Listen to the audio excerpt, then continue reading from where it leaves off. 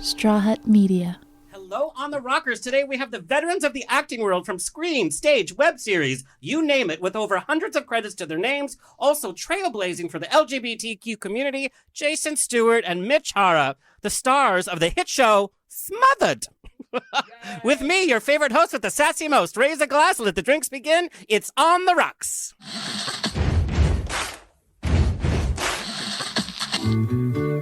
Thank you for being Boulevard. Life is a banquet, and most poor suckers are starving to death. I'd like to propose a toast.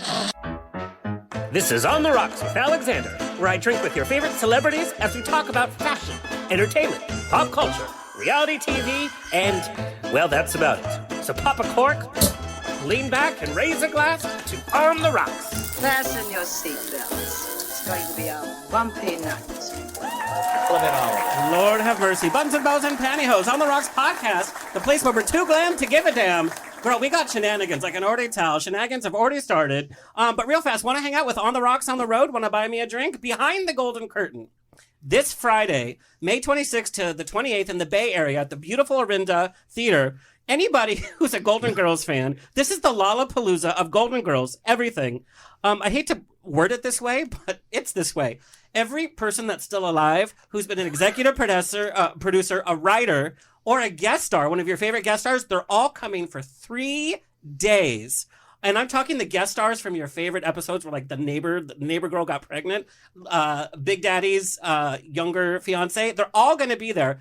Also, Mark Cherry, Stan Zimmerman, Marsha Posner Williams, Terry Hughes. If you're a fan, you know exactly what names I'm talking about. So buy your ticket for all 3 days. On Sunday, I will be doing an afternoon on the Lanai with season 1 writer Stan Zimmerman. We're going to be talking about the reality of what happened in season 1 of The Golden Girls. Not as fun as you think. Anyway, so go to orindatheater.com for more information, but that is this Friday through Sunday. Also, On the Rocks will be on the scene for Out at the Fair at San Diego County Fair on June 10th. I will be your MC for the drag show. And we know, gay days at a county fair with everything going on, I give courage to these queens that are taking the stage. I'll be off on the side with that because drag is not a crime. Anyway, but go to outatthefair.com. We're going to be at San Diego County Fair. It's always a really, really fun day. There's musicians all day. It's a family affair. And the drag show is always a highlight. I'm so honored to be a part of that. Okay, follow us on Instagram and TikTok at On The Rocks On Air and on Facebook, On The Rocks Radio Show. Send me an email. Book me for a wedding, funeral, quinceañera, bris. I don't care. I will be there. Info at ontherocksradioshow.com. The show's presented by Straw Hut Media. You can watch and or listen to our now over 300 episodes at ontherocksradioshow.com. You can watch us on Apple TV, Roku, Amazon Fire TV, on the Outat.tv app, Facebook Watch if you're still on Facebook, streaming with pride on SVTV, and on Channel 31 on the East Coast, by the way. Why the East Coast, Tony? They just couldn't have enough of us. No idea. Anyway, let's get this show on the road. I'm very excited. There's a lot of personality in this room is all I'm going to say. Mitch Hara escaped to New York at the age of 19 in what sounds like some epic HBO special. He was invited to join the acclaimed Actors Studio. There he performed in several off-Broadway plays as well as comedy clubs, Studio 54, and of course his most famous stints in rehab.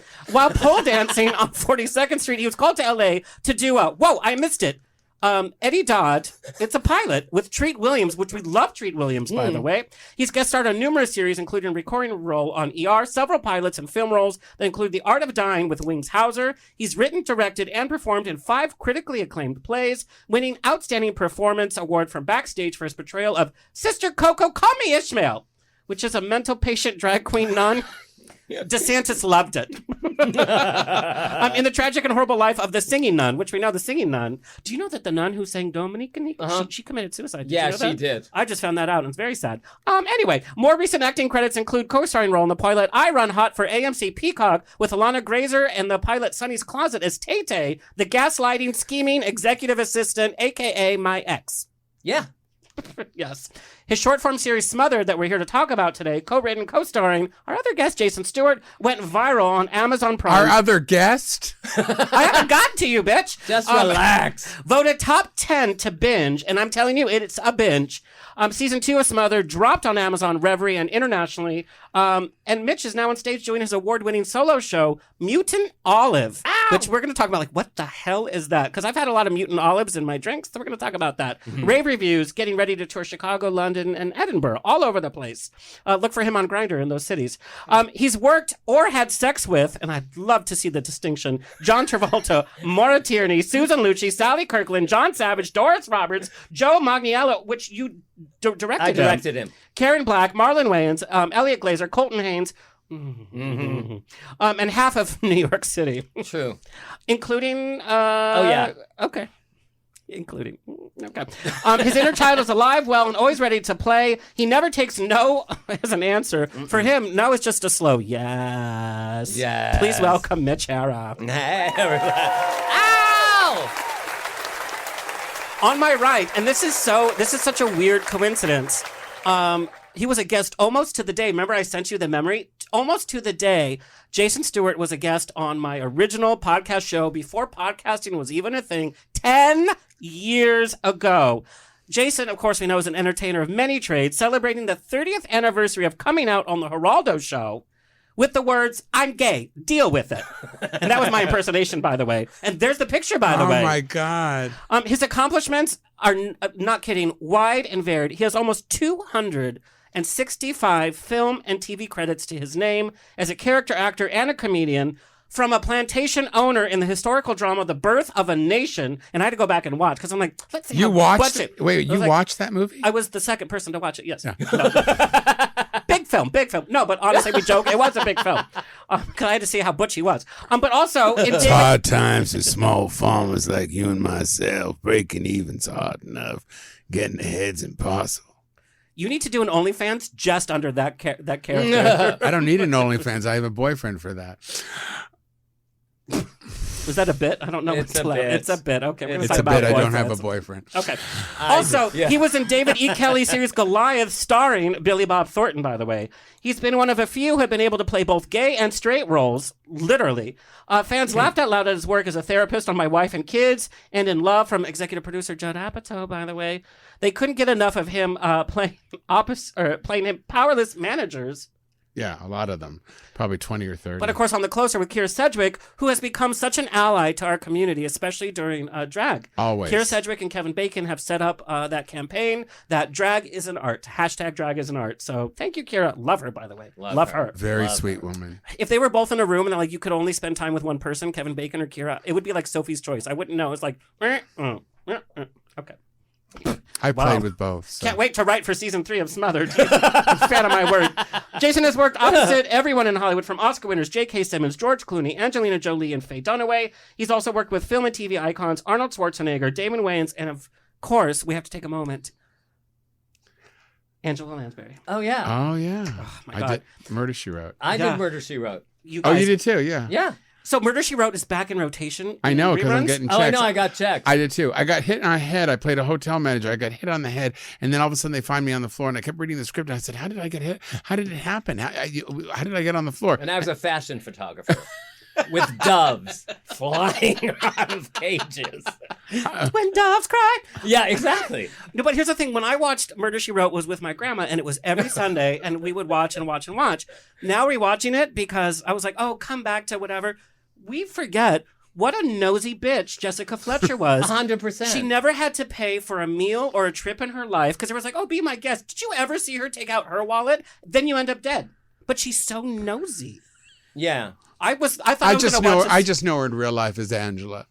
oh. Or it's like, me she and told me There to we call her go. Angela. She said, "Get Jason another line. He's so good. He's so great. Get him another line." I thought she was into cocaine. And no. No, she could have been. Well, You have to read What his a lesbian. autobiography, Shut Up, I'm Talking, which I've said many times on this show. It came out to rave reviews, and now it's in a third printing, by the way. Yeah.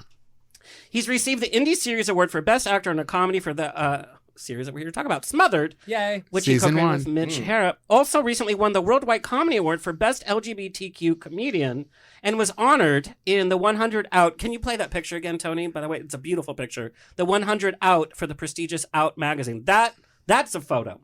And I just have to tell you that somebody that's seen your career, it's a little sad that just now we're getting all these accolades, but they're coming in. It only took 29 years. Right? No, but 45. welcome to LGBTQ Entertainment. He will also be taping the Laugh Proud comedy special on July 1st for filmmaker Quentin Lee. Please welcome Jason Stuart. Yay. Okay, we're going to talk about everything. But I want to Wait. I got to say something. I feel like we're on Password. This looks like the Password too. set, don't you? But we look good. Yes, we do. There's so much light here. I only Thank have a nose. you, of Alex. You eyes, guys look nose, and- phenomenal. Yeah. I know. It's not the way I'm- we really look. Come No, on. it's the way I look. Oh, come on. These will be their new Grindr profiles, by the way. They'll be like, 100%. Hang he's on. 56 feet away from you. Mitch, don't use that picture on Grindr. They won't know that you're an old puppet. Well, don't make me say horrible things. We promise. We have a truce. We You have a wanted me truce. to be nice to you I did. today, I'm and now sorry. you just opened the door, Puffy. I'm not puffy. I'm beefy. I'm working out. If he's puffy, what am I? Don't even start. Don't open that door. I'm an empanada. Okay. You're a taquito. We're going to talk about your roles, and I don't say this lightly, as trailblazers for LGBTQ entertainment. Because It sort of touched me, honestly, to watch all that. a lot of people have touched Yeah. you. Oh, yeah, well. Thank God. Not enough. Angela Lansbury. Yeah, oh, yeah. Like, "Rrr, tale as old as time. Oh, you are a singer. Yeah. No, that's not, please don't judge me on that. Well, that made me want to go to the show. No. He has this no button that he found. I don't know how. A snow button? No button. Oh, what? I said I was a top on another show today. And he said no. Yep. But before we get to the trailblazing, I want to know, I'm always fascinated, and we start the show by asking what makes you tick. So I want to know, what kind of kids were you? And it's such a cliche question, but like I really want to know. I guess we can. I love that question. We have so much in common. We really do. We really do. I was going to say the same exact Of course thing. you were. Well, No, but it's you true. were born That's in the what- Bronx. I was then born came in to Fairfax. Yeah, I lived in Couldn't Lo- get more Jewish. Right. I grew up in the Fairfax area. I grew up with my father was a Holocaust survivor. My mother was a beautician. She loved the My name. father was in the mafia, and my mother was a whore. Right. Go ahead. Well, my mother loved to give me a little whiskey drink. I'd lie down. She'd go shopping, have sex with all the neighbors. So very similar. My dad was a real businessman. He was, but nobody got hurt. Right. My father was an alcoholic and a speed freak. I feel like I'm watching Sally Field and Sybil. My father could barely speak English. His father didn't My have father to. slurred He didn't have to speak because he because he just shot people. Exactly. I was just going to say that. But we were both pretty abused kids, honestly, to be seriously. Both of us were picked on a lot. Both of us Just bullied. bullied. Yeah. Bullied by peers and by teachers. I mean, And by our family. And I was by our gonna say, family. like, Yes. Oh, families. which was and I have a Closer to the microphone.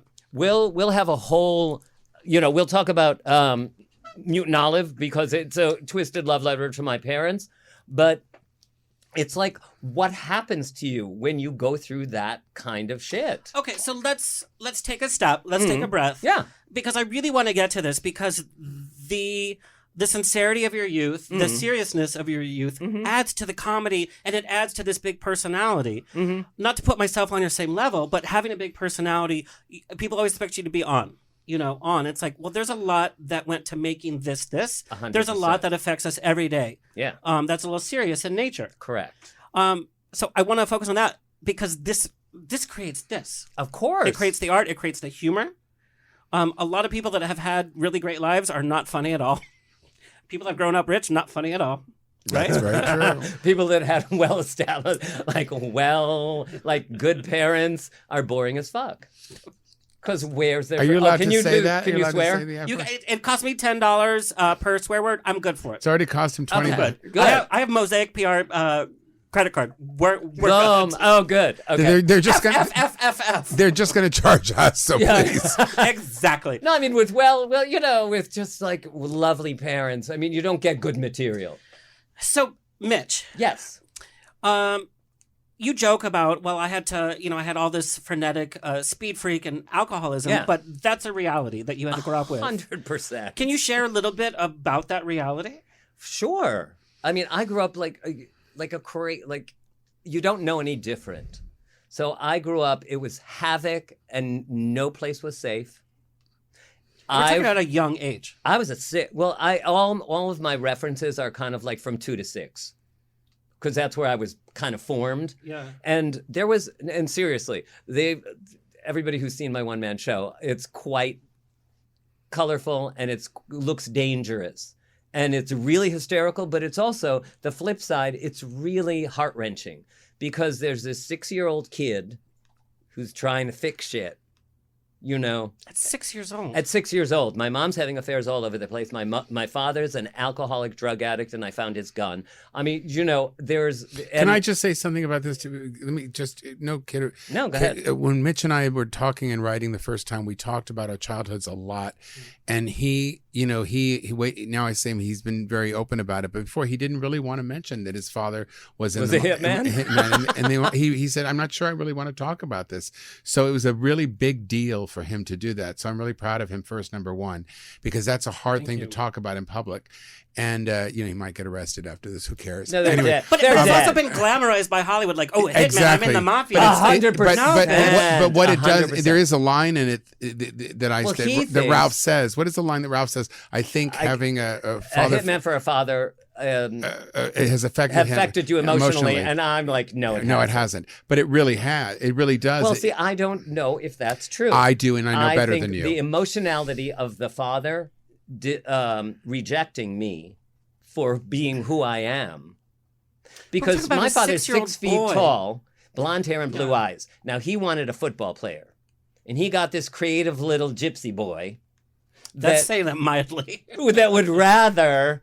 be totally dressed up with a cape and fly around the house. And we're talking about a hitman who has to have a level of coldness that you shut off because you have to be able to boom, boom, boom. Yeah.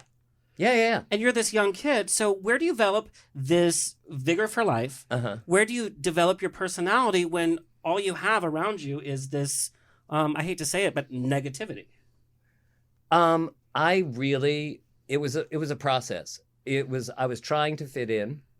And I was trying to be who I thought everybody wanted me to be. But that was destroying me.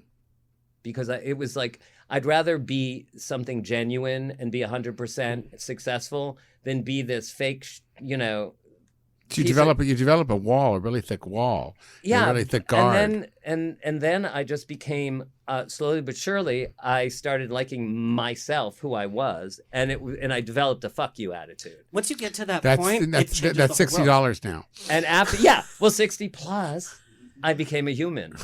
I became my own human, and it's like, you don't care, and nothing is sacred. I will use all my material, which I do. Yeah. And I access it all the time. Well, let's be honest, an artist's best material is from... 100%. Yeah. And I know how to make any tragedy funny.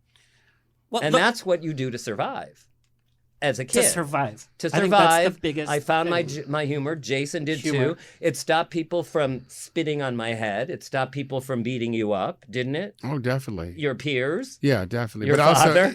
Also, in my family, my father was a Holocaust survivor. And my father, so when you grow up with somebody who had an incredibly awful childhood, my father always used to say to me, "What are you so upset for? Why are you crying? I didn't have a piece of bread to eat." I said, "Dad, I'm 8. I have no idea what you're talking about."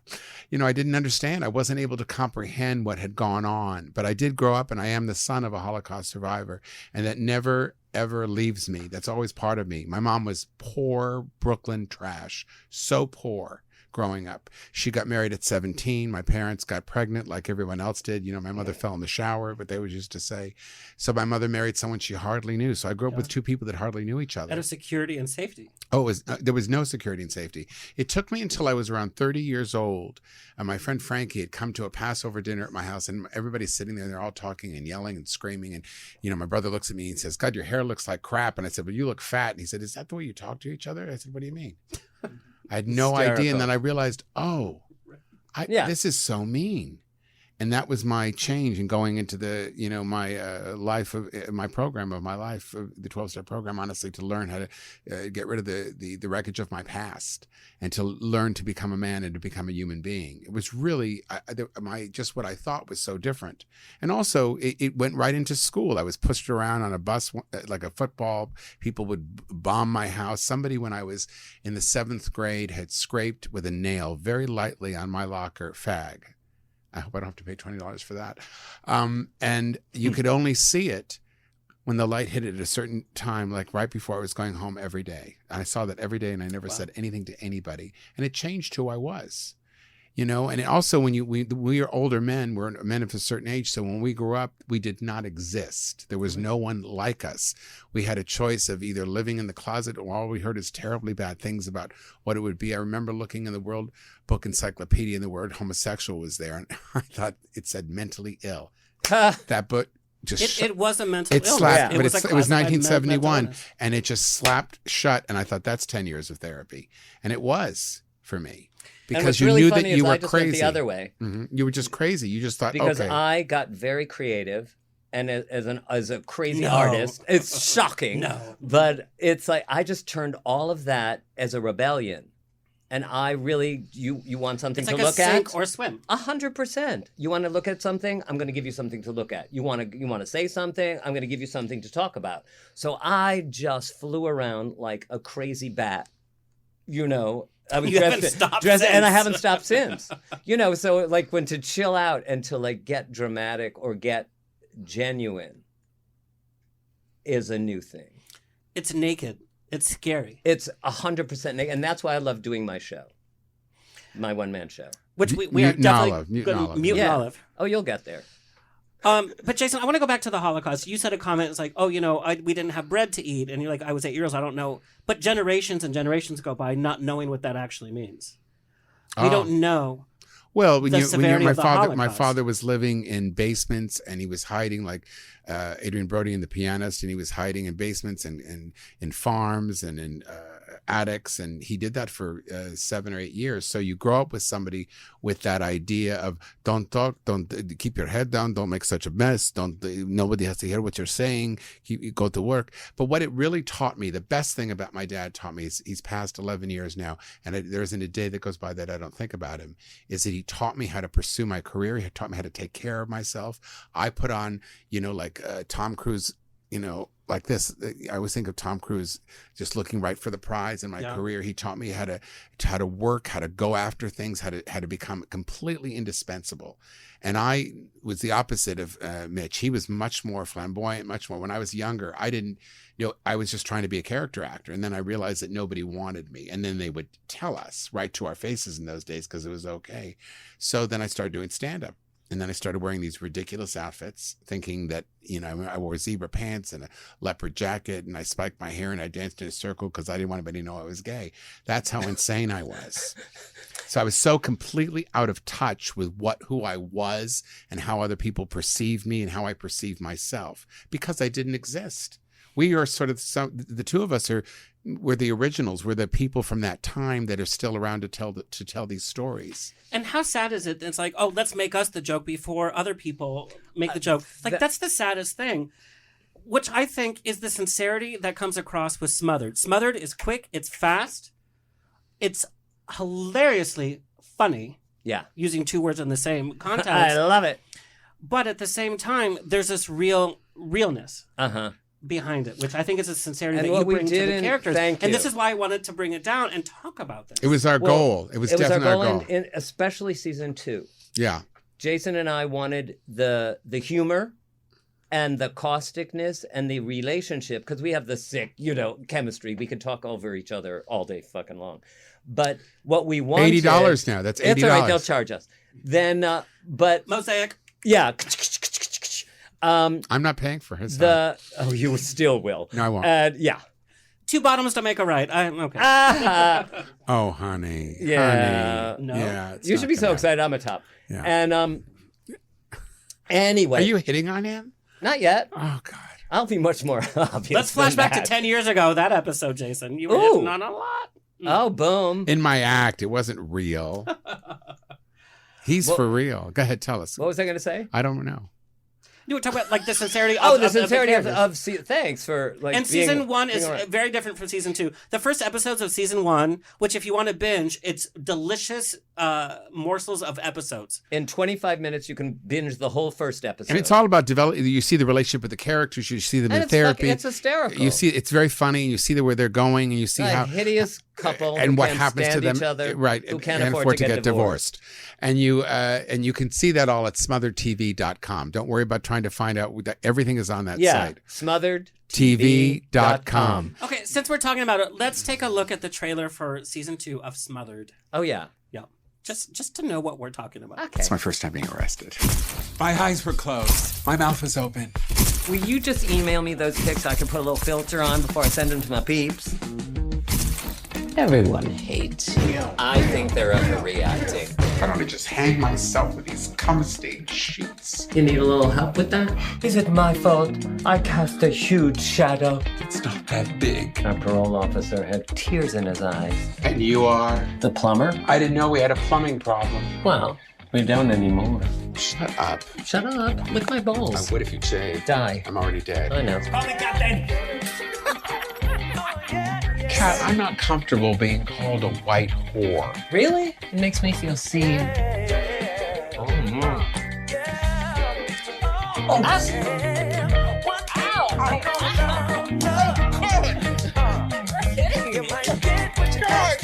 So you better be sure. I think the most telling thing is that you have great names that have guest starred.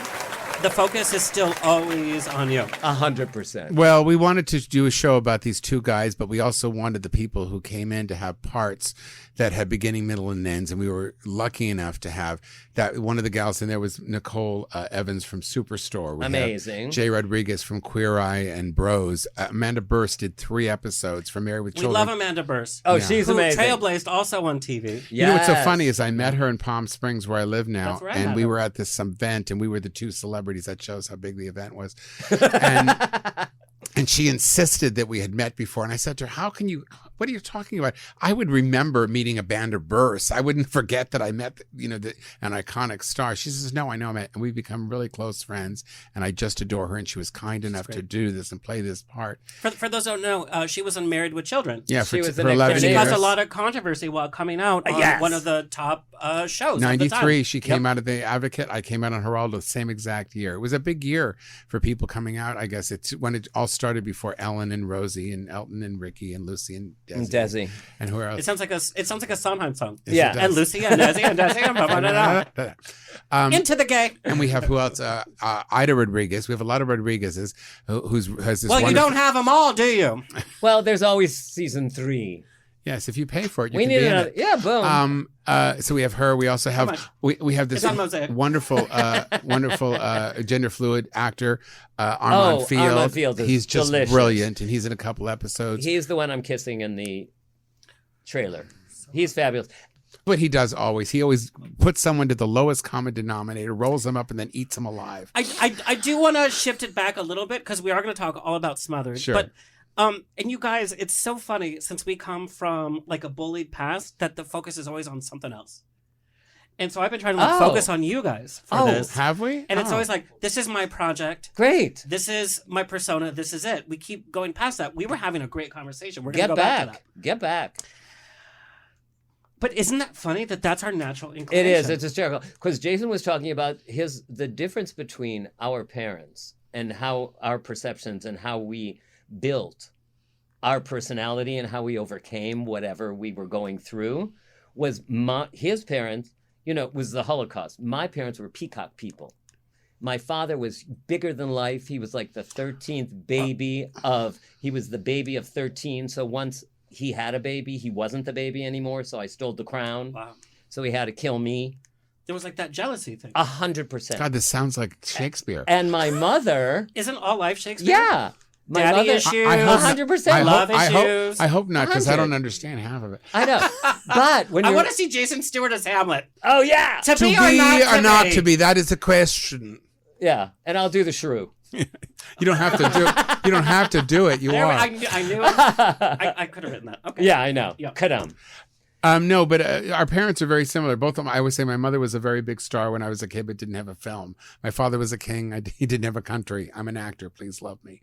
That's what it was. My parents were all of our parents were flamboyant, but it was also that time when these were the parents who wanted to give you things and stuff that they didn't have growing up. That was the time of that. That was more important than time or attention or love or a little squeeze or something. And nobody talked about mental health. Like that wasn't part of it or identity. What's that? Like, suck that up. Have a cookie. When I come from Latino, it's like, just pray the rosary. You'll be fine. I'll be like, okay. Where do you think the title of my book came up? Shut up, I'm talking. I'm talking. That's my mom. Yeah. And his mother and my mother, well, we both do them. They both have cigarettes. Everyone 100%. Smoked. They all My smoked. mother was pregnant, smoking with martinis. That was the thing. That's what you did. So was mine. When I saw Beth in Mad Men in the market. My parents were Mad Men. Yeah, she was walking down, I remember shopping, and she's smoking, drinking a Diet Coke that she stole because my mother stole them. Oh, yeah. All the time. She says, Diet Coke? Nobody was buying them at that time. Oh, no. She says, I spent enough money here. I should get things for free. And I just started to cry. I say that's the Abbey. I'm just like... But I did. I understand. I started to cry because that was my mother smoking and pregnant. I didn't smoke that much. But nobody told you that was bad. In fact, there was ads. But Jason, I want to talk about your mom. My mom, yeah. You have a beautiful relationship with your mom now in Palm Springs. You don't live with her, you live adjacent. Hashtag I don't live with my mother, I live next door. That's also on his grinder. It's like, I can host. Just not during Jeopardy. Well, I don't care about Jeopardy. Just don't get me during some of my other shows. But Jason, that always wasn't the case. You shared with me your coming out story with your mom. Can you tell our audience? Oh, when my 20s? Yeah. We're going back there. Okay. Yeah. Oh my God. We're talking about how like a relationship can evolve. So my mom was, God, there's so much to tell about that. I don't even know where to start. I guess you guys went out to dinner. We went out to lunch in Beverly Hills, and somehow we were talking, and I switched the conversation around so I wouldn't have to. And she says, "So, have you ever had sex with a guy?" I said, "Well, what do you mean?" She says, "What do you mean? What do I mean? Have you ever?" And I said, "Yeah." So she thought that I was bisexual, and I said, "No." She had ears, right? Yeah, but it wasn't like that then. It wasn't like that then. And I also had a girlfriend for 5 years. I had. So I was engaged to be married. And I was married. Yes. So we all went to a real What's her woman. phone number? We need to get her on the air. Boom. Is that, oh, please. She didn't even know. No, I don't even want mine. Mine just called me. Andy.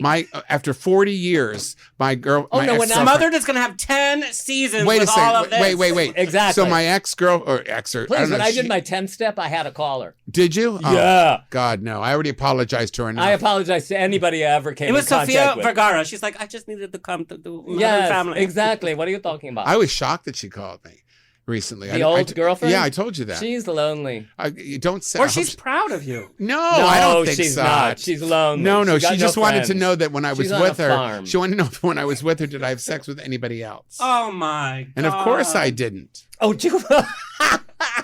I went to church. Shut up! I'm talking. Oh my God! And my conversation Shut up! I'm with talking. my mother, okay. I have two of them because my mother's so crazy. We're in this red Italian restaurant, and she goes, "I'm very worried about you," And I was like, "What do you?" What, darling? Go ahead. She was like, "I'm very worried." Was this and before you ran to? No, I was in New York and I came back. Oh, so you were the wild child. Yeah, that ran to so New York I came back with all of those. Yeah. So she was just like, I'm worried about you. I know you're having sex with anybody who will open the door in New York. And I said, well, Ma, I know that you're having sex with anyone who will open the door in the neighborhood.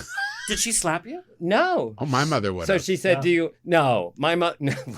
No. Oh, because your mother was always so medicated. Oh, please. So she was just like, do you hate me for that? And I said, no. That was a real moment. No, that was this is not jokes. Oh. She said, do you hate me for that? And I said, no. Somehow, at 6, I was taking calls for the men she was banging, and I knew. And somehow she wasn't getting what I said, I just know you weren't getting what you needed in the house, so I was happy you were getting it from somewhere. That's so mature for you to have thought. So and that was at 6. And then This is so similar to mine. 'Cause later, my mother wanted to leave my father, and I was the only one of the 3 kids who said, "Yes, go." If I don't want to see you unhappy. It doesn't matter. I want you to see you happy. But And at I that was time, just- people stayed in it till They dropped out. dragged Yeah. the whole thing until it was yours stayed together till the end, right? oh yeah, when My- he was my in pa- jail and everything. yeah. But she said, so she said, "You hated me," and I said, "No," and I said, and I said, she said, "I just had a hole in my heart that I could never fill with one man." So I said, "I wish that I could have been one of the things to fill your heart." And then she said, "You are my heart." And then later, Okay, She here we go. forgot. and then later, It's like Bye Bye Birdie 2. Do I need to hear 100%. this? So apparently, like, one of our people is a very big star. And so she goes, blah, blah, had a little conversation with his mother. And I was like, "What are you talking about?" So she said, the talk. And I was like, "What are you talking, the gay talk?" So she goes, "Well, he did sit her down and tell her." I said, "Ma, 20 years ago we had this conversation. You want to have it again?" So she goes, "Well, are you telling me you're gay?" I was like, "Are you out of your mind?" Girl, the health department I told was like, everybody you're gay. "Yeah, get another vodka." But my mom and I had a terrible incident happen when I was like 24, and I'd gotten arrested. I don't think I've Jason, we've never heard this because I do my research. It's in my book. If you would have read it. Good night, I everybody. couldn't get it because it's in its 3rd printing, and I missed the 2nd. Okay, great. So I was arrested when I was 24. It was in West Hollywood where they were rounding up people during a time when they would do that. And my mom. Our you young having- generation. were you- Wait. I have to just say, our young generation doesn't understand that this was West Hollywood at this time. Revolver, the bar that we all love Oh my because God. of Revolver. It was called Revolver because all the windows were blacked out. Rock Hudson would go there. I It went was there. because you couldn't be seen, and the alleyway was how you usually went in, but Revolver did a front, and it would be because it was blacked out, and you went in real fast. They were always West trying to Hollywood find wasn't ways to what's the word? Raid everything. Yeah, raid. Well, in the park. Yeah, I mean, as I was driving that's here, where I was. That's where I was. people were having sex in the park or in the alley. But there was no grinder. There was no scruff. There was no No. way to meet someone in public. You didn't want to do anything. And I was 24 years old. I got arrested with this older guy that was probably younger than me, and he was married. And neither one of us had done shit. anything. Oh. And my dad came to pick me up, and he was so angry. And my What was the charge? Indecent- lewd contact. Lewd Contact. Right? Lewd. Yeah. conduct. Was, Conduct, Yeah. not content. Contact, not contact. You're so media. Okay, so certainly the incredible amount of shame for that. But I was so young, I would never ever go out I wouldn't even go out into a bar in those days. I was completely different But it was dangerous. Yes, and all I could think of is if I went into a gay bar, my career would be over. I wouldn't be able to be an actor. I wouldn't be able to. People would know. I was living in some weird space that didn't even exist. And I remember when my mom got really angry at me. We were talking on the phone, and she was going to pay half of the lawyer. My father was going to pay half of the lawyer, and she got really mad. She says, "I'm not doing this. I don't care. You did this terrible thing." And I said, "I didn't do anything." And she hung up on me, and I called her back, and I said, "If you hung up on me again, I'm not going to call you back." And we didn't talk for literally around 9 months. And then I was visiting my dad in the factory doing the same thing I used to do all the time so I could get attention with him. I went down to the factory to have lunch with him. And I was, because I had just auditioned for a TV movie with Justine Bateman called Can You Feel Me Dancing? And I told him, I think I got this part. And he took me to lunch. And my mom had called him about something. They were always still talking for years afterwards. And he got us back together, and it was a rough start. It took years to rebuild. And what the best thing that happened for me is that I no longer needed her approval. And for a young 24-year-old kid who, if my mother would just breathe, she'd come home and she'd give me the silent treatment if something had happened. She was very, crazy. And then through the years, as she married different people and had different husbands and people that she lived with and stuff, and as the years went on and on and on, she had been living with a man who was a multiple personality, and she didn't know it. And I went down to Palm Springs, where she was in Cathedral City, where she was living, where she had her house, and I helped her. And I just kept showing up in life and showing up and showing up and showing up in life for people. And especially for my mom. And then things changed. And then when she started to get older, when she hit around 79, she started to falter a little with her health and being able to take care of herself. And she had a lot of friends pass away. And then I said, "Ma, you got to come back to LA," because I had just been in Birth of a Nation, and I was doing so much PR, and everything was different then. so much was expected of me, and I couldn't really leave LA. And then I said, she lived there for 3 years, and she said, I think we should go back to Palm Springs. All your auditions are on tape. You can come back and forth, and then we moved to Palm Springs. And as the years have gone on, it's like I have family for the first time, because I never really had a lot of family growing up. I left at 18 and I never came back. Wow. And that's tough. You went to New York at 19. Right. That is so tough. If you look at an 18 or 19-year-old today, they're on TikTok, whatever. Oh my they God, don't even know. They're in their parents' basement. My mom's cooking dinner. My father's doing my laundry. They're in the basement. They have good internet. I got to tell you, though, at 19, I was reborn. Because I was He was much faster than me. It took me a long time. I was just like, it was like a long pregnancy. And it was like, took 19 years and poof, here I was. He had a lot more fun than I did. Oh, 100%. Not to compare, though, but his springboard with like I was Speed like, Freaks and it was like, I got to get there faster, honey. And then Studio 54 for was your my own first thing. survival. So, but, Yeah. But it also comes down to what makes somebody like you not just succumb to that world. And that Come on. Tell him, how many years are you sober now? 26 years. And I'm not saying anything he wouldn't say himself. No, I don't give a shit. So I'm not. No, and believe it or not, we celebrate sobriety on the show. That's huge. No, but it is huge. No, it's huge. But he huge. tried. There were years of him, and I crashed 17 cars. I crashed and rolled 17 cars. Been in jail 6 times. I've had 9,000 hours of community service. I didn't know that one. All the flowers along Santa Monica Boulevard? That's him. I planted them. That's him. So it's like, yes, but my father, all my people are criminals. Hit rock. Oh, rock. I can't get any lower. So my assumption was that you're sober because of your parents' situation. No. But you did get into that. Can you please share that? Yeah. Well, first of all, you do what you learn. You learn what you see. You become what you see. Like, I desperately didn't want to become either one of them. And I became the best and worst parts of both of them. But it almost feels like home. Yeah, but it was it was very familiar. As I take another sip. Exactly. But it's like, and I don't care. I hang around now with huge party people. I go to Mykonos. I dance on the bar. I just don't fall off anymore. Because if he does, he'll break a hip. Yeah, I'm too old. Right. But insurance will be like... Yeah, oh, hell yes. But I just partied. I chased, like I was being chased by, like, I don't know what was, if they caught me, I would die. And I was just, because He was dancing as fast as he could. I believed all the bullshit I heard about myself. I believed I was a piece of shit because my father told me I was.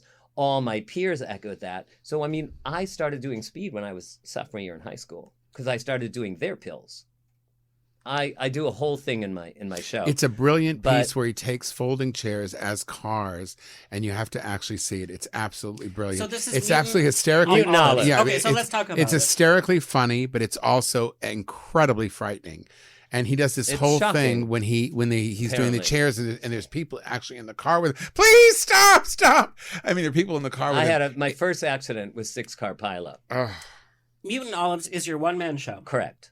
Critically acclaimed. Correct. Traveling everywhere. Amazing. So It's just amazing. It is a twisted love letter to my father and mother. It all takes place in an audition. So I come in from the back. Like I'm coming into audition with pictures and whatever, and I make the audience, the casting directors and the director and the thing, and I have a 10-minute schmooze fest like I'm auditioning and we're trying to seduce them to cast me. And I come on talking to my father, and it's really my father torturing me. And before I could get to this monologue, and I rap because it's for Hamilton Unplugged, where I have to, cover 17 roles. And rap, and I'm up for the black best friend.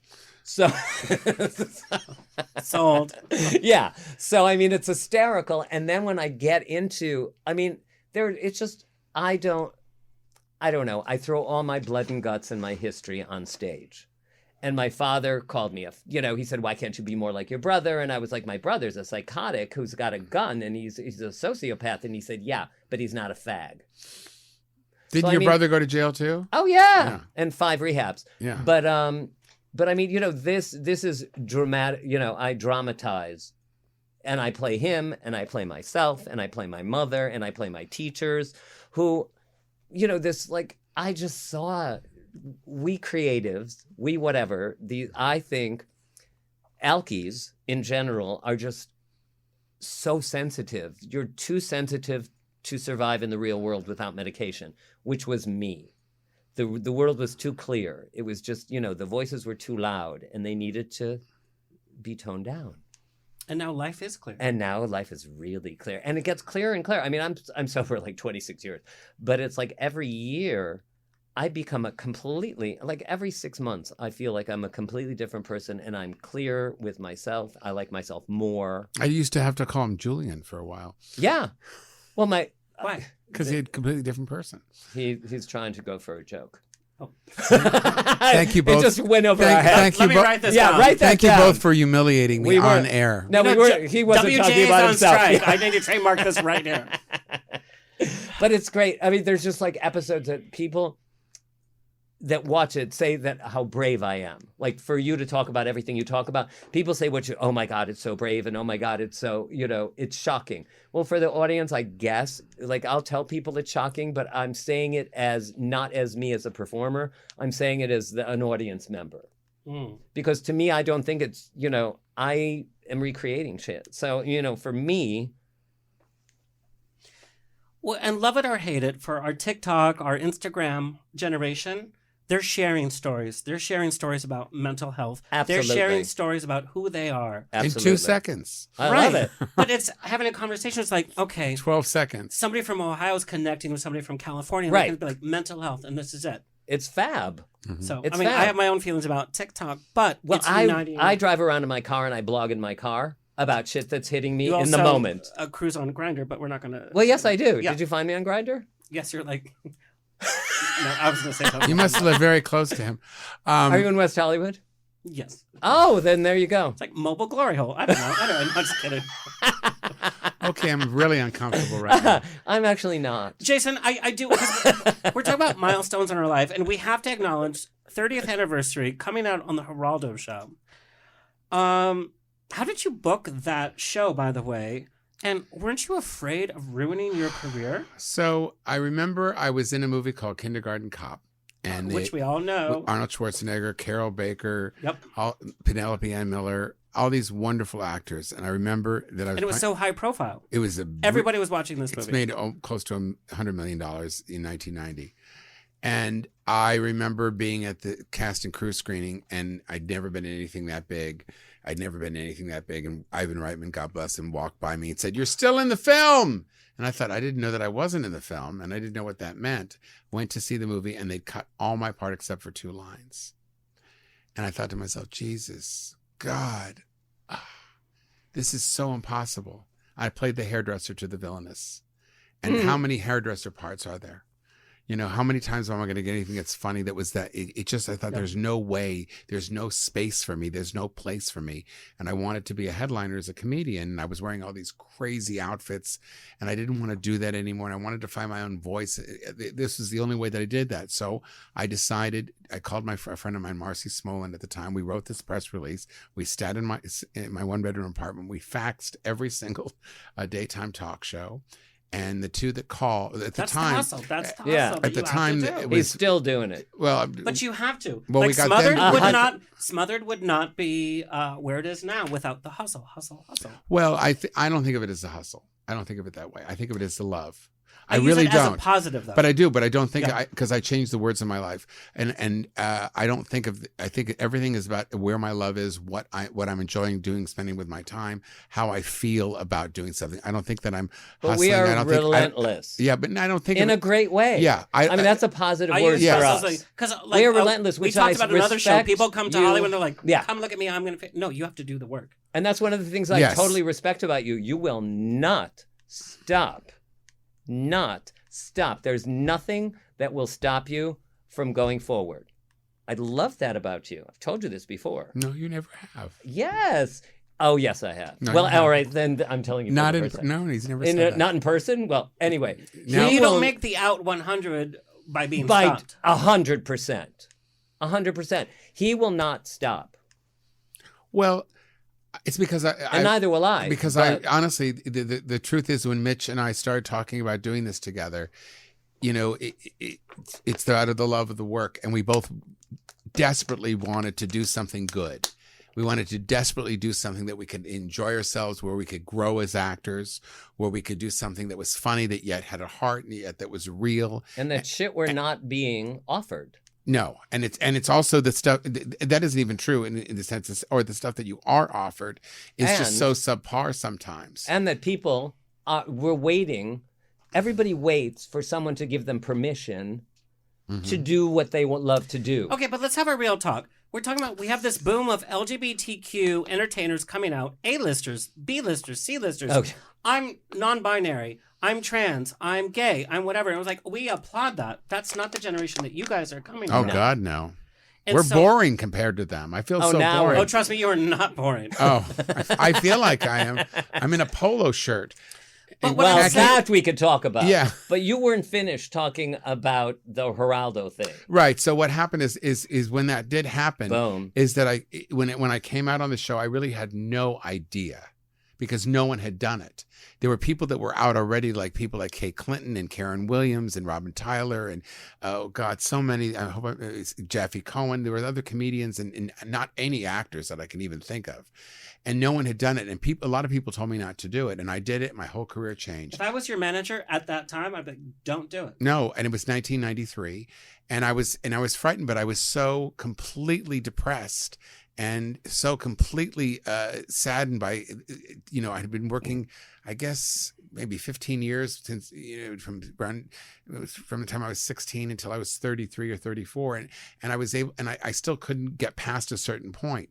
I couldn't, I didn't have a voice. I wasn't who I was. I couldn't speak and talk about what I wanted to talk about. And I remember, after that, I did a show at the Improv in Chicago.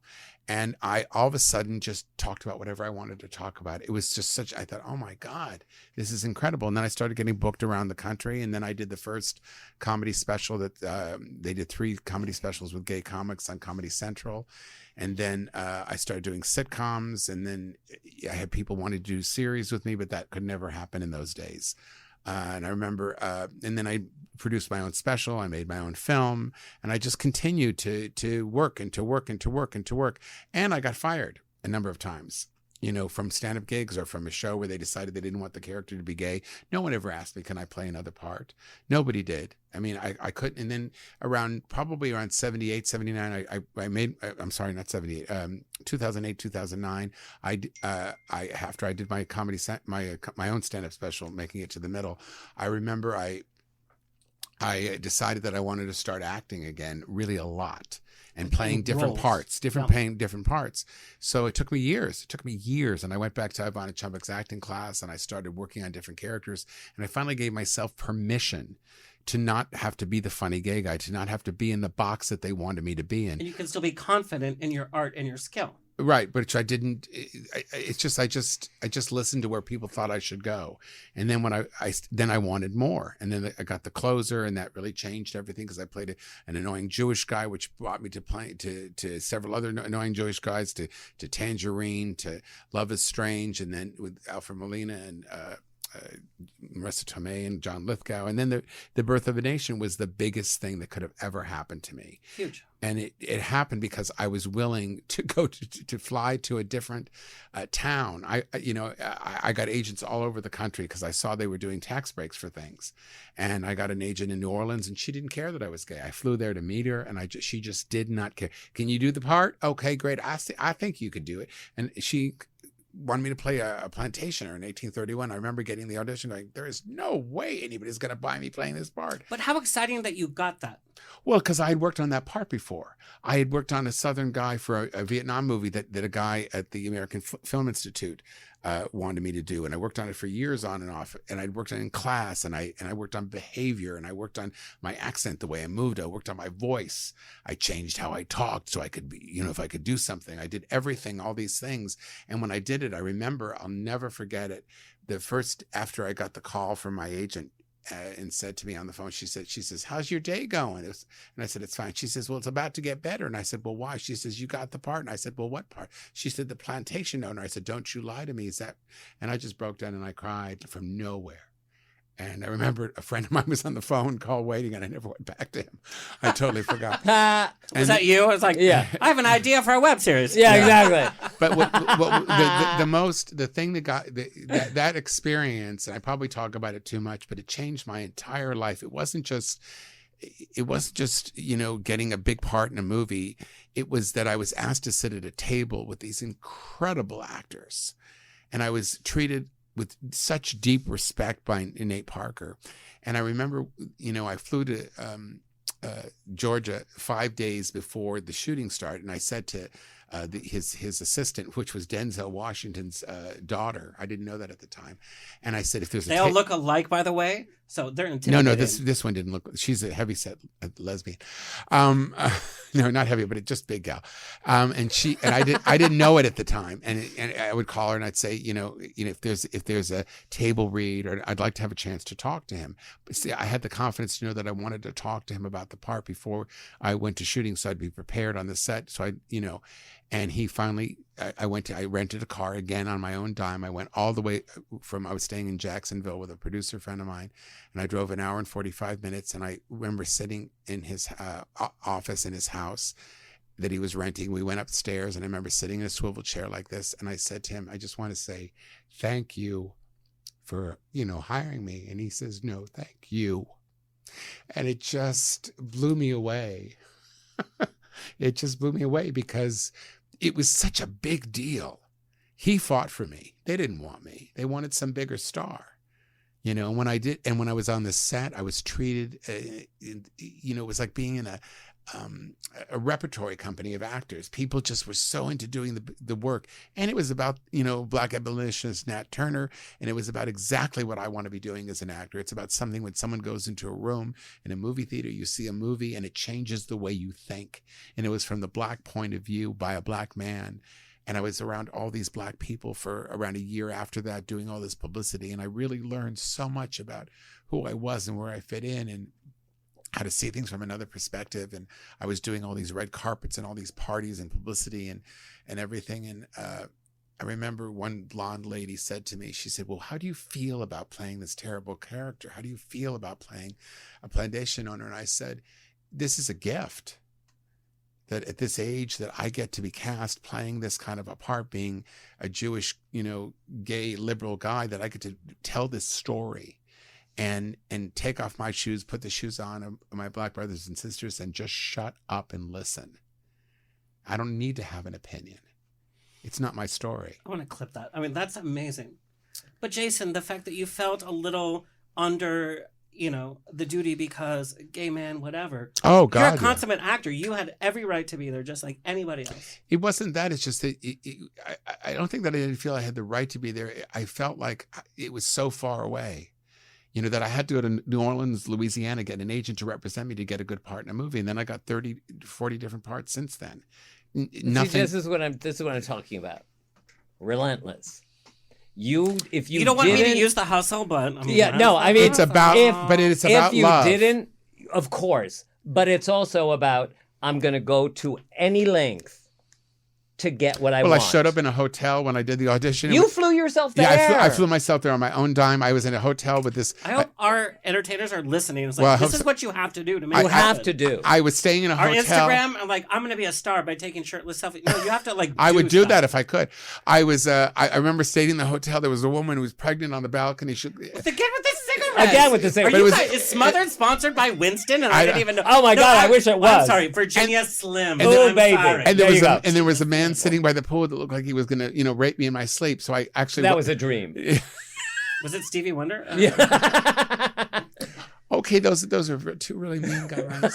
Smothered season 3. Yeah, baby. SmotheredTV.com. Anyway, can we talk about Smothered season 2? Yes. So let's talk about. We got so many questions. Everything. Number one, how did you guys meet? Because I would imagine I'll let him tell the story. Yeah. You're probably put up for some of the same roles. It's occasionally we have. Think we would. No, we have. No, that's not true. We have. How did you guys meet? We met Taylor Negron, who was a comedian, God bless him, passed away.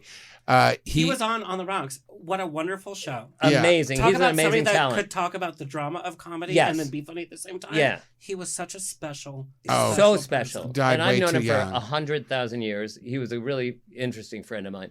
And he invited me to go with him to this party. And I was loaded out of my mind. And he The still party thinks is that mine. we had to talk the other day. He thinks it's at another apartment. He would just even It was know. at a different No, apartment. it was not. Yes. It was not. It was in that other department before you had it redone. Anyway, I had a It was at one-bedroom Norma apartment. Desmond's house. Okay. Right. It looked as there was dust everywhere. No, it was black. It was everything was painted black. Those were just the guests. In my drug addict years, it was black. Yes, and the guests. And I was flying around with a floor-length cape and a Jufro and black nails, and I was tonguing everyone. And Taylor brought me in. And let me tell you what I said. I looked at Taylor, and when he came in, swarming in with his cigarette smoking, blowing it in my face, I thought to myself, I am never going to be friends with this guy. Let's leave. And I don't remember. I would just say that's not who you gravitate to. No, I'm a much. He's much more fun and I'm way more fun than I am. I'm much more and way more open. Yeah, I'm. When he said he was going to be sober, did you guffaw? Nobody thought it was a bad idea. I didn't think he'd, No, but nobody also. Or surprised. I was impressed with that, but Mitch and I we haven't been like friends on a date. We were in and out. We really didn't like each other, I don't think. No. And I want to hear more about this. So it wasn't like we didn't Sometimes this kind of creativity is like what brings. But it isn't like we went, I didn't like him, and it's just we would go out to a movie or go out to a play, and he would hate everything, and then I would say, well, that guy was really good, and I was like, but this movie still sucked. Yeah, he would never say something like definitive. He would always find something bullshit to say nice about That's not true, shit. because you would go so far against the other wall. I was like, but the shit. But I don't think that they meant Yeah, because to do I've been something in some real shitty crappy when they movies. Started. I've been in some real crappy movies. but it was still shit. No, but some of them, that's not true. Yes, it was. That's not true. And he was on Murder, She Wrote, for God's sake. But I mean, to be honest, when you came out on, from Geraldo, your whole life was about I have to be out and I'm out. Right, everything you talked about was out. I was, and it's like it overwhelmed. He was not out then completely. No, I was out as much as I'm going to be. The difference is that because of how I was brought up, it wasn't my focus, and it was his focus. So it's like so it's like. Do you know what I mean? It's different focuses. But let me defend that. No, you don't have to defend it. It's just who you were. No, and I was way more. I was still on drugs and still drinking and flying around. Right. And it just wasn't. It didn't seem like a fun party to me. But can I tell you something? There were a lot of people that felt that way about me at that time when I came out, and it was gay for me. They were jealous that you. No, I don't think they were jealous. This is really what this is, and I've never said this publicly anywhere. And I think what it is, and I do. He's right. I was gay. But it was also me in my 30s, my early 30s, and for gay men, we're so stunted in some way. So it was almost like I was a teenager coming out, and all of a sudden just trying to figure out where I was going to sit in the room. And very few people came out at that time when I did. So I was alone. And we're still talking about the AIDS epidemic, by the way. Correct. But it was still that I was really alone. I was completely alone in it. So I wanted him and everybody else to come along and be with me and be out and da-da-da. And so I didn't have to be alone. So I can see how I was completely overwhelming to people. Which is, probably too much. And it's not a judgment on it. No, but I wanted to say that because it's... 100%. No, I understand that. But with our new boom of LGBTQ people coming out, some people I'm like, oh my God, calm down. Like Demi Lovato. I'm like, bitch, I know. Calm down. Write a song about it and shut up. Did she? Oh yeah, hundreds. Oh. But I mean, we keep changing, and we keep evolving. You evolve, I'm evolving. I mean, really, that's what we were talking about. Season 1 from season 2 is totally different. 100%. Season 2 is episodic. Yes. Very episodic in nature. Very episodic. Season 1, like, I liked it because it was like it's fast, therapy, and it's fun, and it's whatever. It's bite-sized. But I did see the evolution that it got a little bit more serious. Oh yeah. And then we got to, it wasn't just the joke anymore. No, wait till you see 8. There's a bottom to it. There's a lot of bottoms. Yeah, but a lot of bottoms. Yeah, but there was also a heart. But it's also, and Mitch's character becomes much more of a mentor to with a gender fluid guy. Well, Randy just evolves. He evolves his character, and Ralph gets a little Screaming bit and dragging, a little bit of a love interest that drives and he him. gets a little bit of balls. So I really want to know, big personality. Yeah. Now we know, like, the first meeting wasn't like kismet. Well, this came about. You'll be very happy to know it was all about a fight. So I want to know how This did happened. this show and Huge how you guys fight. are able to work together, because I've tried to have co-host on the show. It's like it's too much, too big. I love this so much for myself. Yeah. How did you guys start working on Let's this really be honest. It's not been I wanted easy. you to be honest. It's not been easy So at let's all. talk about that, because we have a lot of entertainment people that listen to the show. They need to know this is what makes it. Well, it started, I mean, I had a mentor and directors have told me, if you have conflict and you have love and you have comedy, you have a series.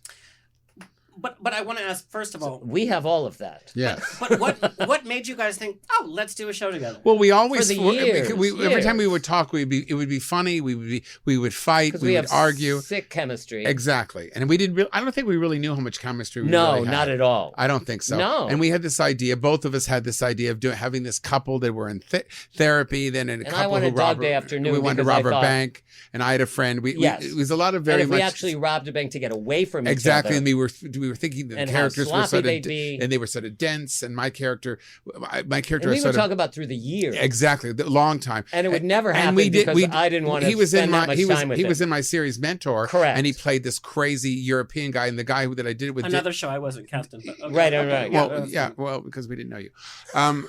But he played this crazy character, and I said to the guy who I was doing with, he actually didn't want Mitch, and I said, True. and he said, let him have this accent. I said, no, let him do whatever he wants. He's funny, and he came in and did a great job, and it was a big highlight. And all of a sudden, we had this thing where I'm protecting the kid in the movie, in the TV show that we did, my other show, Mentor, and there was this thing that happened between us that we were fighting back and forth with each other, and it was so funny. What did I say in that? It was just it was then like it the was highlight so- of the episode. It was and so in funny. that bar when I keep drinking and you're telling me, That's please stop. And that's in my movie 10 Attitudes. He was in that. And then what was funny, because in Mentor, I remember saying, and that chair, it's ugly here.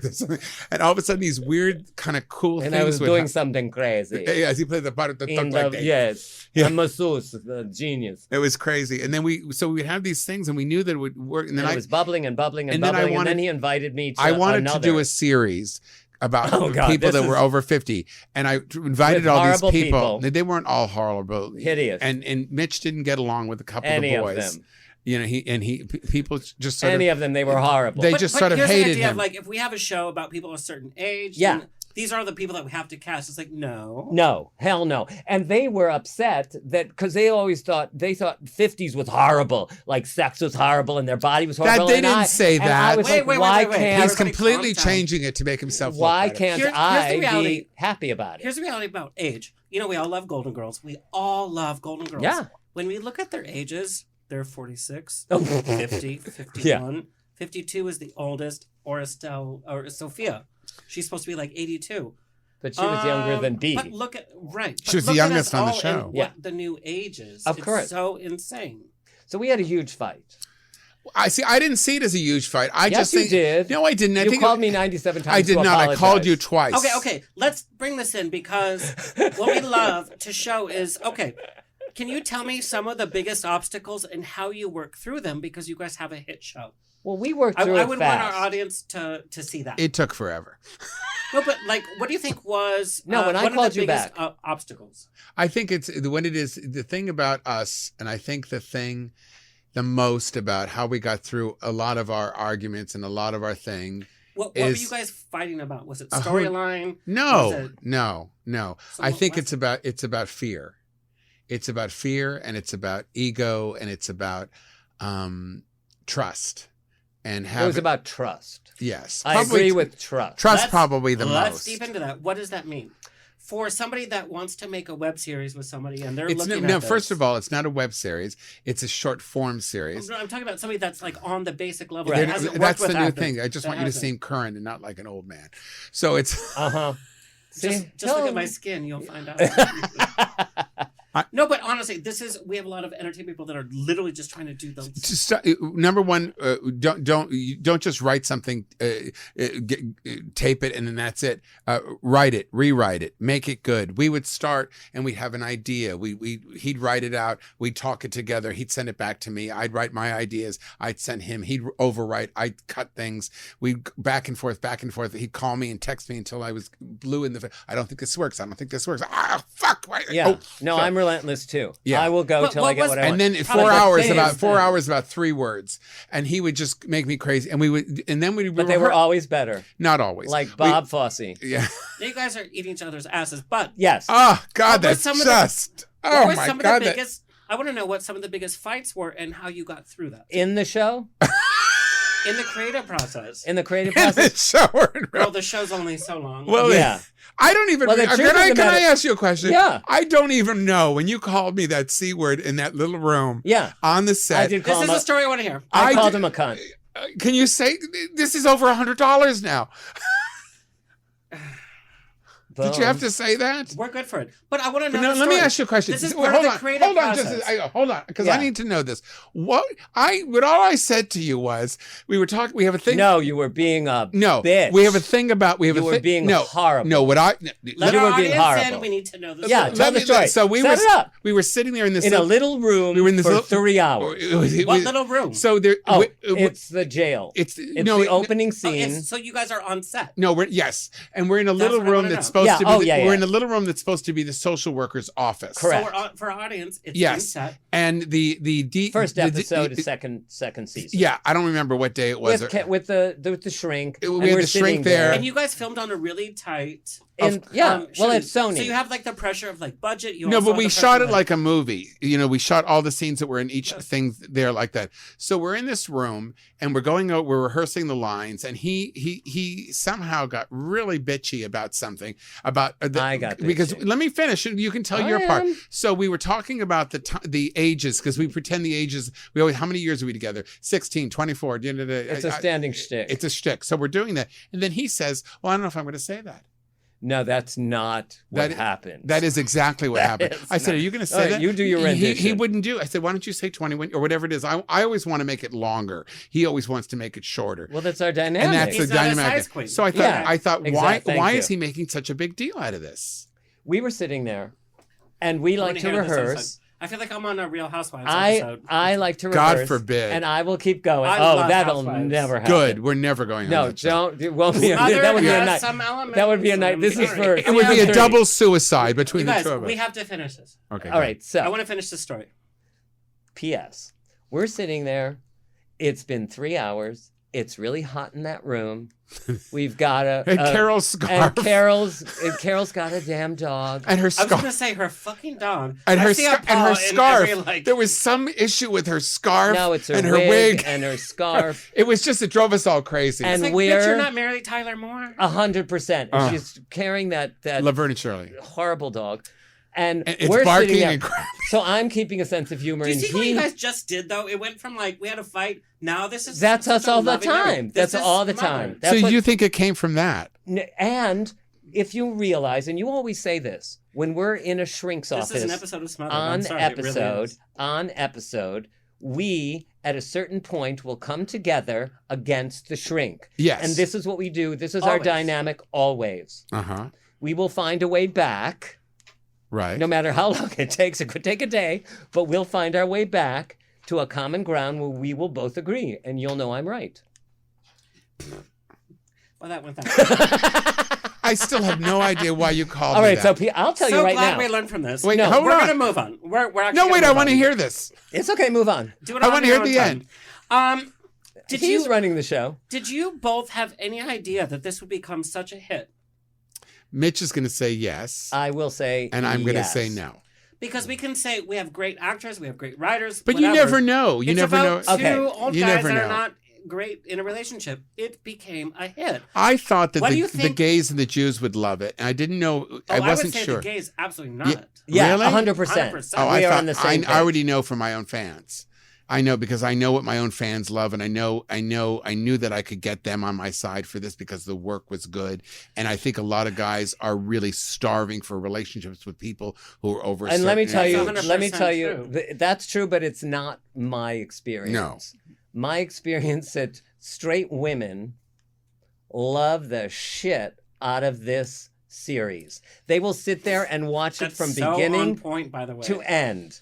Our PR person watched Mosaic it PR. Mosaic, honey, Best PR Jen in the world. She watched it like immediately and called right up, and she was like, "Oh!" And when she watched Second Season, she goes, "I loved it. She goes, "What happened in the last one? I have a problem with that because we break up." Oh, don't tell them. Oh, No. You ruined the whole ending. it's not. Can you? My acting is so good they'll cry and scream and But come. here's the thing: is like straight women want the kind of communication that you have. 100%, Straight women 100%. have this fight, But Yes. I got to but tell they you, don't have the other person. Alexander, I knew the gay men in my pack. Oh, and would say- Alexander, Absolutely not. I No, think gay yes. men That's not don't my wanna experience. But that's not my I'm experience. with you, Al. Okay, and P.S. Did you call me Alex. Alexander? And it has to be the Alexander It's on the thing. word. He always Okay. he calls me I Jay. have to He's gonna abbreviate make up a everything. name You guys for were you. joking, but let's get back to focus. Anyway, okay. So P.S. I knew because I think, and I will give myself way more credit than he does. I think the writing is so fucking clever that's what they're going to. We're up to $200. Yeah, I don't care. No, it's The great, writing is but so there's damn a lot clever. Of content out there. Yes, but I know that. I mean, I think I'm funnier than that, than the other content. The work is good. It's different. CW is here. Netflix has the shittiest movies that are here. And here There's we so are. much content. Somehow, Yeah. and this is, I'm not putting your show I'm not- down. I'm not as- Somehow this yeah. little show has become this viral hit. I know. Yeah, I know. It's about I'm two- thrilled. Old guys, Two marinated Fighting. motherfuckers. but we love it. Yeah. $300. Oh, it's probably up to 5. So yeah. let's take a moment. What do you think that you guys have taught each other as actors? We've asked each other this. Did we ever come up with anything? You go first. No, you go first. Mitch will show up no matter what. Is that He shade? doesn't. Yeah. He To will me, show that's up. like a Real Housewives. He will Yeah. show up no matter what, and he, even though I'll say something to him and he'll get mad at me, he'll marinate it, and then he'll come back the next day and he'll go, "Okay, you were right about that." And It's he, taking time. yes, he just needs a moment sometimes. And as things have gone on more and more, and I can't even look at him when I say that, he has become more and more and more and more wonderful. You guys are a family. Let's just be honest. No, All that no, big I don't brain, need you guys another are a family. It's not the right word to use for me. So that's what you learned Friends- from him. friends is of to- choice are is better. to take a moment and to. Well, I just know it's going to take him a day. You know, if it isn't his idea. Such shade. Yeah, it's still shady. What do you think you've taught him? I'll let him say. No, he's this asking is- you. I'm going to Oh. ask him the same thing. Well, let me tell more what I thought, what he's taught me. He also, if he doesn't know how to do something, he says, "We're going to figure it out. We're going to do it." And that's it. And no matter how nervous because I get more nervous and think, "How are we going to do this? And we got so much to do. I'm so overwhelmed." And, you know, then I'll make my lists and I make my lists, you know, and he just does it, and it falls right off his back. And I worry a little more, I think, than you do. And he's taught me to let go, you know, to just it will work out. It will work out. We lost actors. We lost a director. We lost the da-da-da-da-da-da. And a couple people You acted. had like 5 Rodriguez's. Yeah, yeah. and who cares? And we went through, I don't know how many shrinks for one part, and some of them were and famous. he would lose his mind all the time, and I would go, "It's fine. It's the right timing." It's the If universe it will bring took us this the universe 100% will bring us the right person. Done. And they And it did. did. And it did. So And every time. Yeah, so that's good. Every time. And what did he learn from me? Oh my God. I'm hoping to pause before you speak, to be in the moment with me, to look into my eyes and to be with me, you know, and to know that I'm not the same person he is. And sometimes I need a little squeeze or I need a little something. And he gives me a little something now once in a while. And he says things and I go, "Oh, I'm so surprised." And I still am, even on this show. This has been a couple of really lovely moments. I can't even look at him. You're welcome. This is I'll what get Mosaic emotional. like incubates. Mitch, Yo, what do you think you've taught him? what do I think I've taught him? Yeah. What have you learned from him? Can I have a cocktail, please? Yeah. I think I've taught... Your mom called me. She said no. Yeah. Said, we have bingo at Chill Bar in the morning. I think words are very important. I think they're everything. So I think what you mean is very important, the way you say it. Because it could be taken, it could be self-effacing, it could be negative and you not realizing by the words. So I'm always, and he hates, originally, when I would stop him and I would go, stop saying, I hope. Just say, it is. Sorry, I'm on that. Well, it's hard because it's Latin and it's also Jewish. It's our, but it's just a self-effacing negative. Yeah, he's quality right. And Mitch is very right in the moment. But the intention is more positive. Right. Yes.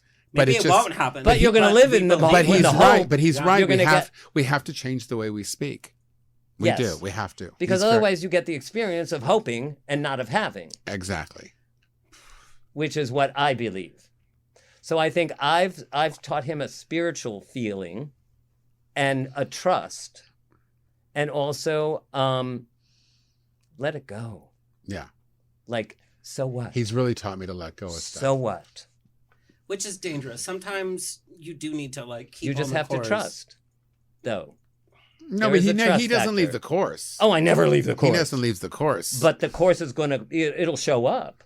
This one, this doesn't mean, because there was the point where you were like, oh my God, it's over because we don't have so-and-so or something like that. Right, it was a huge thing. Wait.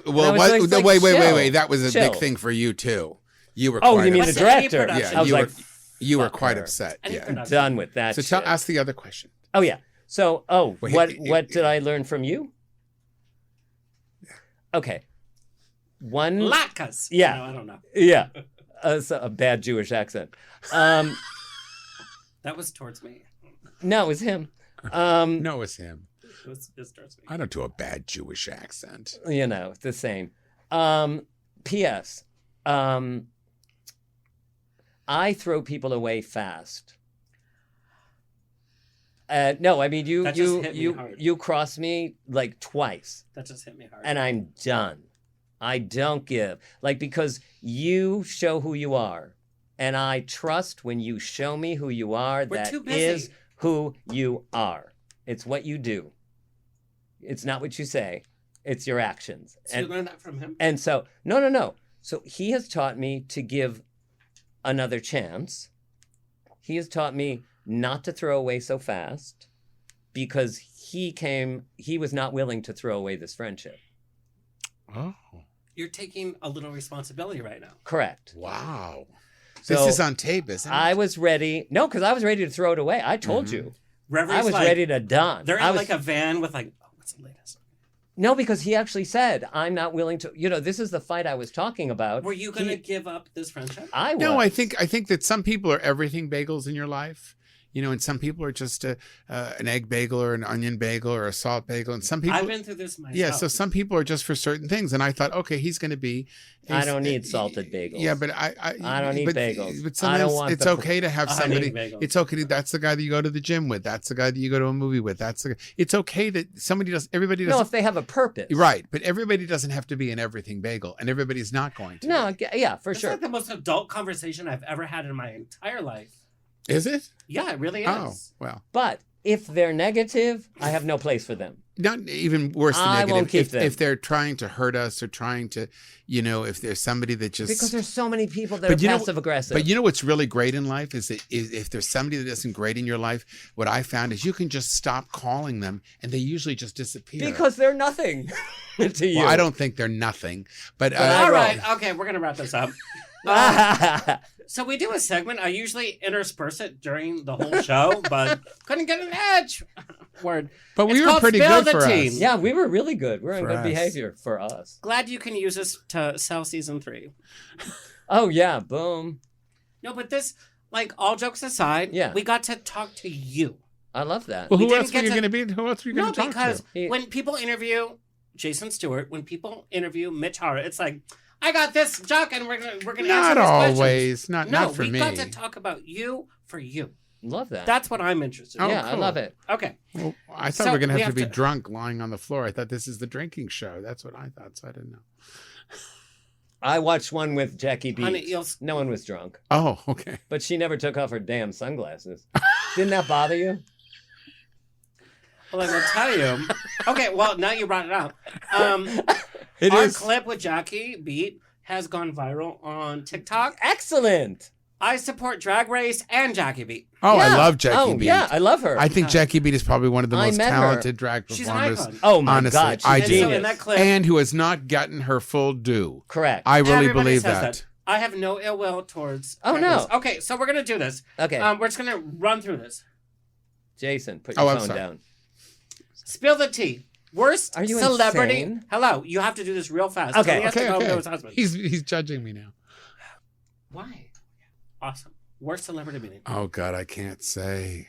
I can't say. Well, There's- I that's should have the said show. that. I can't. I'm glad you did. It's bad, so I can't say it. Oh, do it. No, I You won't. don't have to name a name. Can you name industry and what happened? Oh God, it was on a show Less Than Perfect. You kind of narrowed it down. Listen, Okay, perfect. and what happened? I'm not. Well, well, I'm not going to say. All right. Okay, worst audition. Oh God, Oh my God. there's so many, aren't there? Nip tuck. Oh, that's With Ryan Murphy was in and the he room. was young. Ryan Murphy was like, I want to do this and all that, which I respect, but that was new energy. And I had sex Wow. with somebody on that show. And Surprise, I was surprise. before. But so when I Surprise. was in the room, I knew the writers and whatever, and it was just the worst audition Why? ever. The pre-audition was great, and it was great, and everybody was crying, and I was like supposed to be this cat man who had like 1,000 different procedures done, but he wanted one more. I believe it. It was like, because the guy that got it looked like No, I know. like horrifying, and it was so good, and I knew the writers, and then Ryan Murphy, and then the other one, and they were all in there, and there was 14 people, and I started, and I had no life, and I had no joy, and I was so frustrated. There was a moment where the character just started to cry, and I started bawling. I mean, I just cried for my whole life that I was mourning. That's a bad audition? I thought it was. I mean, I thought it was just hideous. And he was like, so Ryan was like, that was very good. And I thought that was like, you should go kill yourself, is what I heard. But I think it was horrible. No, really. I would know. No? Oh. But for me, it was We're going to go horrible. see the Mutated Olive. Mutant Olive. My worst audition was 30-something. So I actually got to go audition that's for such a a flash in the big television. And it's very hard. It's very hard to get a series regular audition. And then I saw that the And 30-something was huge. Oh, huge. And it was a little, it's at 30-something. It was in little teeny letters. And I thought I did the whole thing as if I were on a sitcom. I had no idea.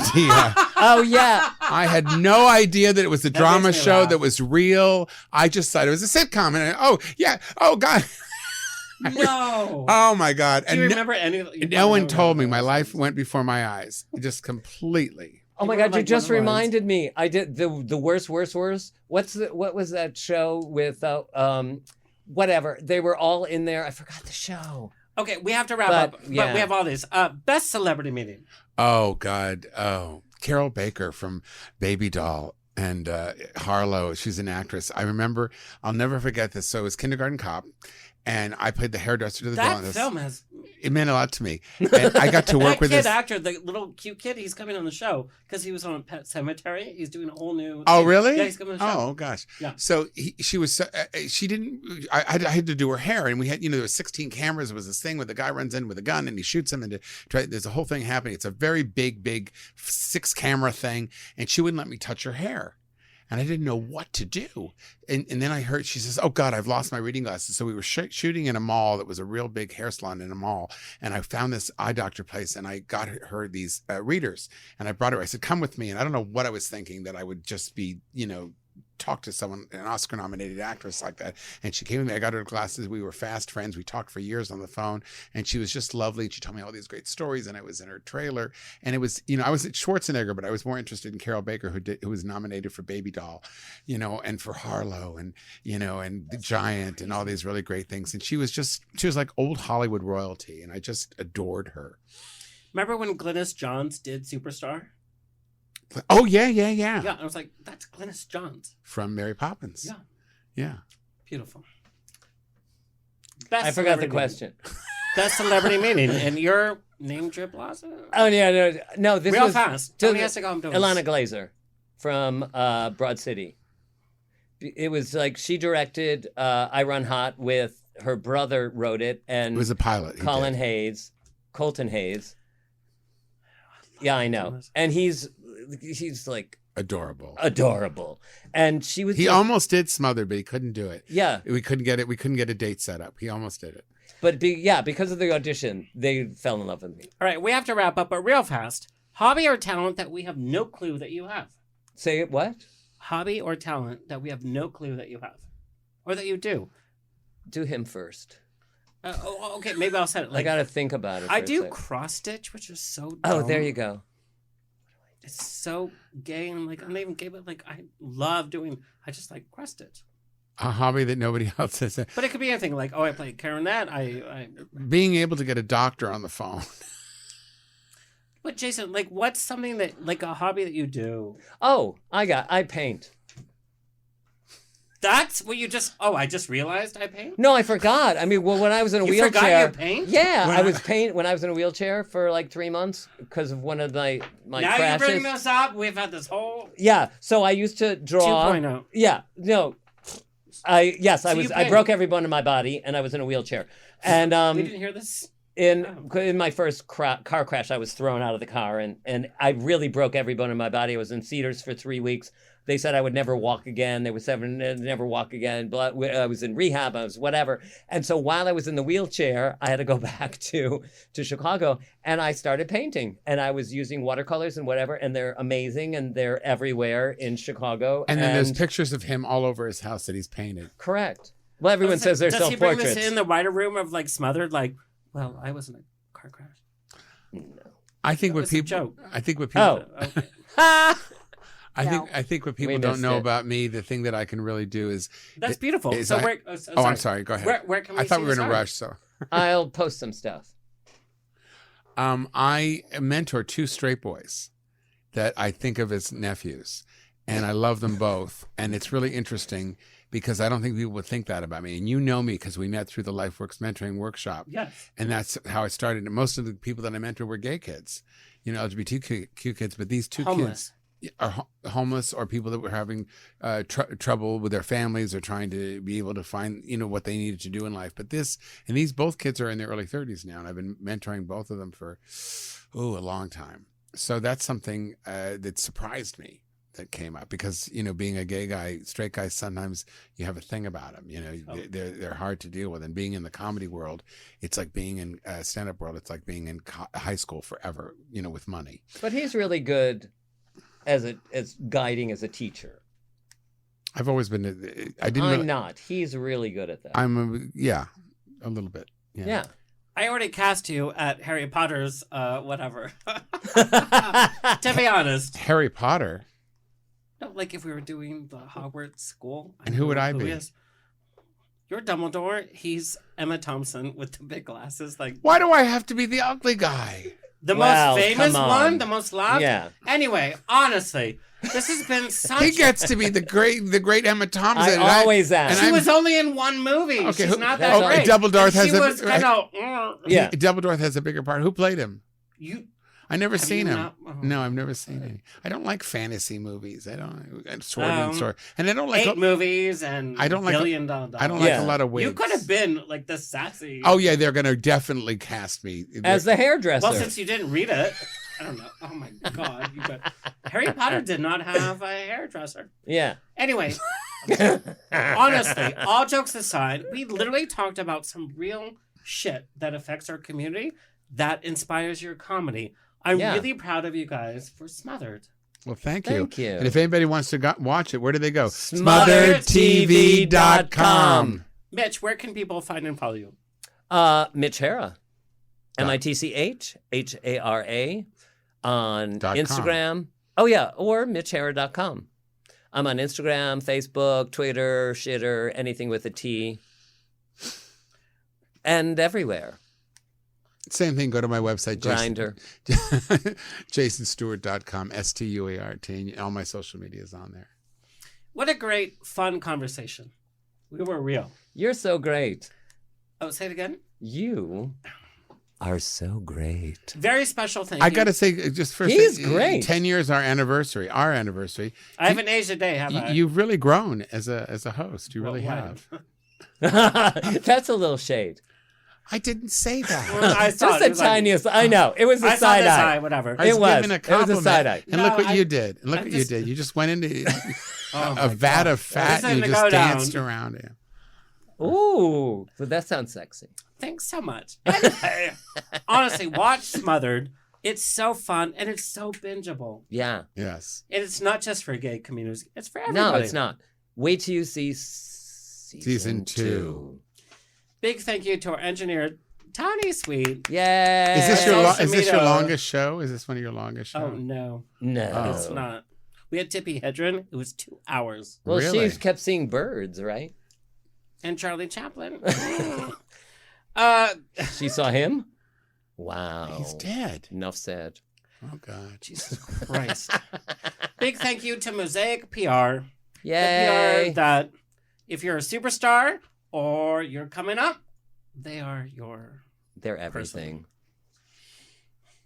It actually is emotional because the 10-year memory, PR. Mosaic was the first one. For to 10 believe in years? us. Mosaic was like, we'll send you a client. Let's see. Oh, And I was how just nice. like, it's new. It's podcasting. Anyway, sorry. Okay, everybody, please like, share, subscribe so we can continue bringing this to your way. Until next time, stay happy, stay healthy, stay sexy. More importantly, stay smothered. Ow! SmotheredTV.com. Episode of On the Rocks. Tweet me and slide into my DMs on Twitter and Instagram at On the Rocks On Air. Find everything On the Rocks for free at OnTheRocksRadioshow.com. Subscribe, like, review, and share. Until next week, stay fabulous.